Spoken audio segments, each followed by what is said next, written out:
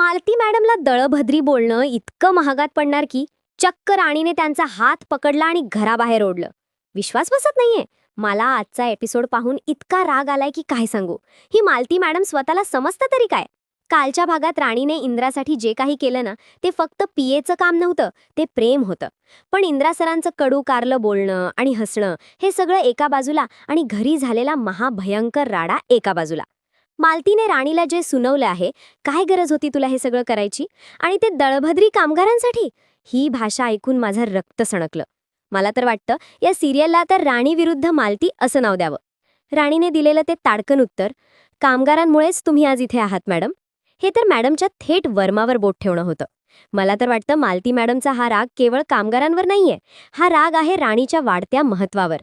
मालती मॅडमला भीती वाटतेय की जर इंद्रजीत सरांच्या कामात आणि आयुष्यात जास्त इन्व्हॉल्व्ह झाली तर तिची जागा कोण घेणार.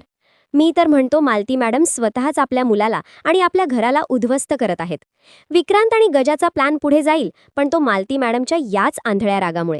आतापर्यंत शांत असलेली राणी पहिल्यांदाच घरात विस्फोट करताना दिसली. मला सांगा, तुम्ही असा पलटवार कधी अपेक्षित केला होता का? मी भविष्यवाणी करतेय, पुढच्या भागात राणी मालतीला केवळ कामगारांची गरिबी नाही दाखवणार, तर ती तिच्या वडिलांना भेटायला घेऊन जाणार. कारण काय?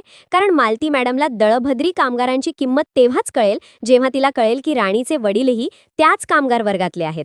यामुळे मालतीचा अहंकार दुखावला जाईल आणि कामगारांवरचा राग तात्पुरता शांत होईल, पण राणीवरचा द्वेष दुप्पट वाढेल. विक्रांत आणि गजाच्या प्लॅनमध्ये आता मालती मॅडम स्वतःच्या पायावर धोंडा पाडून मदत करणार आहेत, ज्यामुळे त्यांना कळणारही नाही की त्या काय करत आहेत. मालती मॅडमला कामगारांचं दुःख पाहून पश्चाताप होईल की त्यांचा अहंकार आणखी वाढेल. आणि तुम्ही असता तर मालती मॅडमला काय उत्तर दिलं असतं?